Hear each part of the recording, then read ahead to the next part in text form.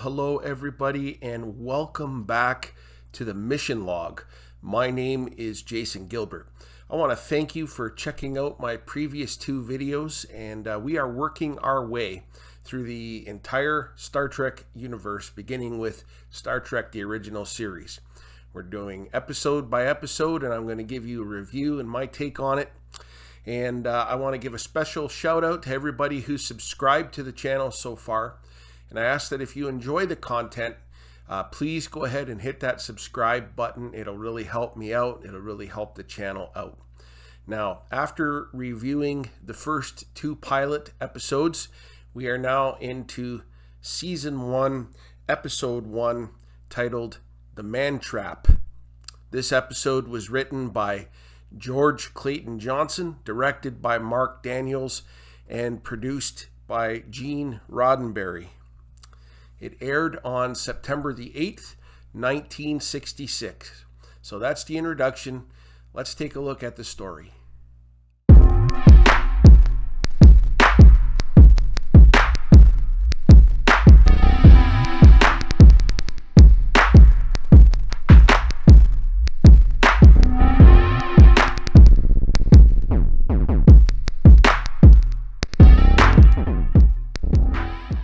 The episode begins with the Enterprise coming into orbit around planet M113. It is stardate 1513.1, and we hear Captain Kirk doing his captain's log. He explains that the planet houses the ruins of an ancient and long-dead civilization. The mission is a routine medical examination of the only two inhabitants of that planet, archaeologist Robert Crater and his wife Nancy. Nancy is a former girlfriend of the ship's chief medical officer, Dr. McCoy. And we meet him for the very first time as he, Kirk, and crewman Darnell beam to the planet's surface. Now, as they're exploring the area, they hear a female voice singing, and it is Nancy, Dr. McCoy's former girlfriend. McCoy sees her and indicates that she hasn't aged a day. He sees her just exactly as he remembers her, and Kirk thinks that is a little bit strange because this is how he sees Nancy, a middle-aged woman with gray hair. Darnell sees her as a young blonde woman and reminded him of a girl that he had a fling with on a pleasure planet sometime back when he was on vacation. She said that she wanted to go out and find her husband, and as she leaves, Darnell, who is waiting outside, is there, and she entices him to follow her, and she leads him away, and then we fade out into the iconic title sequence. We come back to the planet and hear Kirk make an additional entry into his log where he notes that he and the men that beam down are noticing a different version of Nancy. Now, as McCoy examines Dr. Crater, they have a discussion as to Nancy's appearance, and a strange look comes over Crater's face. The exam is interrupted by a loud scream. They run out, and they find Nancy screaming over crewman Darnell, who have been killed. He has large, strange marks on his face. Kirk finds a piece of a plant in his mouth, which leads them to believe that the plant was poisonous. Kirk mentions that the exams will resume the next day. Crater protests the exams, and then Nancy nudges Robert to ask them about salt tablets. On the bridge with Spock in temporary command of the Enterprise, we meet Uhura for the very first time, a very beautiful young African-American lady who begins to flirt with Mr. Spock a little. It's a very, very interesting scene. The landing party contacts the ship to report one death, and Spock simply acknowledges it, causing a little bit of anger to stir in Uhura's mind and heart out of Spock's lack of feeling over this incident. It'll appear throughout the series that Spock's striving to lean on logic more than emotion creates a stir among his shipmates throughout the series. Spock examines the plant that was found in the mouth of crewman Darnell and explains that the plant would cause alkali poisoning, and McCoy states that this was not the cause of his death. A little later in the episode, McCoy determines that Darnell died of sudden salt depletion from his body, which is medically impossible. Kirk orders Spock to put together a landing party, and they're going to beam down to get some answers.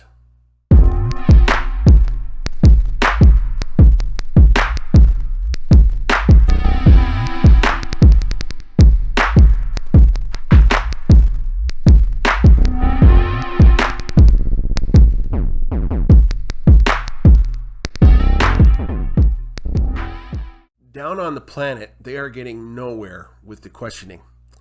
Robert Crater is present, but his wife is nowhere to be found. Kirk orders that they go to the ship until they can determine what the danger is on the planet. Crater runs off, and as he does, he stumbles upon another dead crew member with the same marks on his face. He calls out for Nancy, who is standing beside another dead crew member. Leads us to believe that she is definitely behind the deaths, but we still don't know all the circumstances. Robert tries to lure her away with salt tablets, and it's at this point where we see that Nancy has the power to shapeshift, as she assumes the shape of the dead crewman whose last name is Green. Now Kirk calls out to Green, and Nancy, disguised as him, joins them. Kirk orders 3 to be beamed aboard the ship. Nancy, whatever she is now aboard the Enterprise. Kirk orders Spock to search the planet's surface in an attempt to find Mrs. Crater. Nancy now is wandering the ship in the image of crewman Green, and it is here where we meet Yeoman Rand for the first time, who will make several appearances throughout this entire original series and in some of the motion pictures. Now, Rand is carrying a tray of food with a salt shaker on it, and Nancy tries to reach for the salt, and Rand slaps her hand away. Now, Rand brings the tray of food to Sulu, who is in the life sciences department looking in on some plants. Nancy wanders in disguised as Green, trying to get the salt from the tray of food, and one of the plants goes crazy and Nancy runs out. In the hallway, or in the corridor, Nancy sees Uhura coming off of the turbo lift, and quickly she shifts into a handsome young African American man. As Uhura approaches, Nancy says that she was thinking about him, leading us to believe that she has the capability of reading people's thoughts. Nancy makes Uhura freeze and is about to attack her until a distraction happens and Uhura breaks free. McCoy calls Kirk out of worry for his ex-girlfriend. He's having trouble sleeping. Meanwhile, Nancy in a corridor finds McCoy's quarters, and she shifts back into the form of Nancy, who McCoy knows. And McCoy sees her and invites her into his quarters. Rand and Sulu are walking down the corridor when they come upon yet another dead crewman, and Sulu calls for a medical team. Word gets to McCoy, but Nancy tells him to ignore it, and she helps him get to sleep. And once he dozes off, Nancy assumes McCoy's shape. Meanwhile, Kirk and Spock beam down to the planet to have another word with Crater. Spock discovers the dead body of crewman Green, leading them to believe that Nancy has assumed his shape and is aboard the ship. Kirk calls up to the ship and orders GQ3 alert, standing for General Quarters 3. Sulu acknowledges and puts the ship on intruder alert. Nancy, in the form of Dr. McCoy, comes to the bridge as Sulu is discussing the intruder, and she says, "I'll help you find the creature." And Sulu, with a puzzled look on his face, says, "Creature?" This gives a clue that McCoy is beginning to act strange. On the planet, Crater is refusing to help them, and he fires at them. And in a strategic move, Kirk finally stuns Crater, and he and Spock begin to question him. And finally, the truth begins to come out. He talks about how the buffalo on Earth were hunted to the brink of extinction. And there's a creature on this planet that has been hunted. There used to be millions of them, and now there is only one left. This creature killed his wife 1 or 2 years ago, and then assumed his wife's appearance. Crater relays that the creature is only trying to survive and means no harm, and that it needs salt to survive. Kirk decides to bring him aboard the ship. Now, we see this incredible picture of the Enterprise in orbit above planet M113. I thought I would include it here. I was not able to get a shot of the whole Enterprise, but it was just incredible. You're going to need to watch the episode to see it. Now, on the ship, the search for the creature continues, with the understanding now that it can take the shape of any crew member. At the conference table, McCoy is acting strangely. Remember, it is Nancy disguised as McCoy. Kirk asks Crater if he could recognize the creature if he sees it, and asks if he would help. Crater refuses. Spock recommends truth serum. It is so ordered, and Nancy as McCoy takes Robert out, and Spock accompanies them.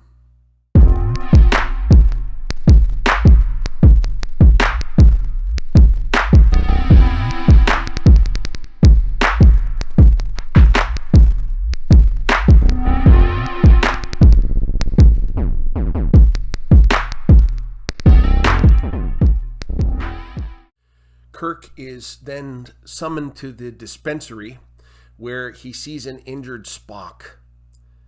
Spock tells him that the creature is disguised as McCoy and attacked him. In the process, Crater was killed with the same marks on his face. Spock wasn't killed because his blood cells are different from that of humans, and if you look closely, you can see that Spock's blood is green. Now, Nancy shifts back to her human female form, wakes McCoy up, and asks for his help. Kirk comes in an attempt to subdue the creature. And he tries to convince McCoy that this is not Nancy, but a creature impersonating her. And he entices her with salt. There is a struggle between Kirk and McCoy, and the creature paralyzes Kirk and comes upon him to try to steal the salt from his body. Spock comes in and tells McCoy, who has a phaser, to shoot the creature, but McCoy is having trouble because all he sees is Nancy. Spock attacks the creature with several blows to the face, and she shoves him away like he is nothing. Finally, we see the creature's true appearance, a hideous-looking, monster-like creature with suction cups on its fingers to suck salt from its victims. It put its finger on Kirk's face, and he screams in pain, and finally McCoy stuns it. And as it stands, it turns back into Nancy, begging for its life, and McCoy finally kills it. And in a show of sympathy, Kirk apologizes to McCoy. Now, back on the bridge, we see Sulu at the helm, and we see Kirk in the command chair sitting in deep thought. Spock asks him if there is something wrong, and we see a moment of regret on Kirk over the death of the creature. The story of the buffalo being hunted to extinction came back to him, and he is upset and saddened that this species is now extinct. Kirk orders the ship onto its next mission, and the Enterprise cruises away. The Man Trap was a very interesting episode, an interesting little sci-fi story which I feel has the cause of animal cruelty anti-animal cruelty giving it fuel. After the completion of the 2 pilots, we now see the regular lineup of the original cast.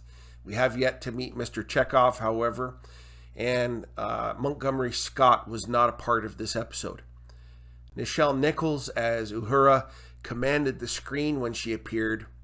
I felt the flirtation with Spock was very interesting, perhaps inspiring the romance between Spock and Uhura in the J.J. Abrams Star Trek reboot films. Now, they finally got the uniforms right, and this is the way that they would be throughout the series. The female uniforms leave little to the imagination as they are miniskirts, definitely the influence of the 60s time period. In the episode The Cage, the females wore uniform pants. The acting was very good on this episode as well. DeForest Kelley was just brilliant as Dr. McCoy, and his portrayal of the character only gets better and better as the series progresses.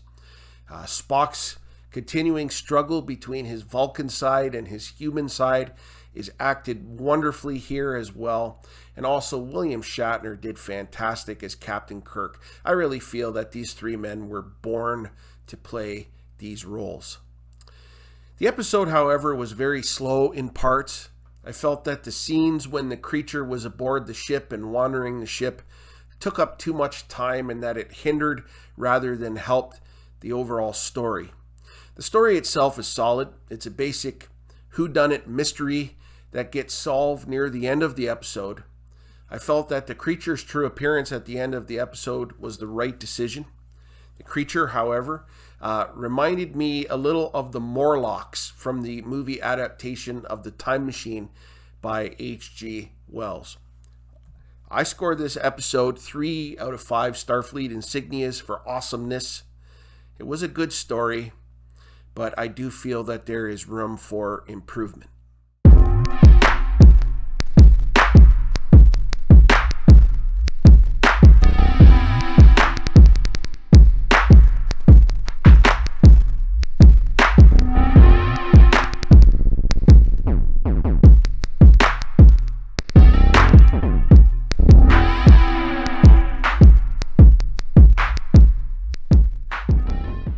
I want to thank you for taking the time to join me for this review of The Man Trap. Please feel free to leave a comment on the things that you liked or didn't like. All I ask is that we treat each other with respect and that we keep the comments profanity free. Please consider subscribing to the channel as it will help me out immensely. Please invite your Trekkie friends to watch as well. Next time I will be reviewing the episode Charlie X. Until then, live long and prosper.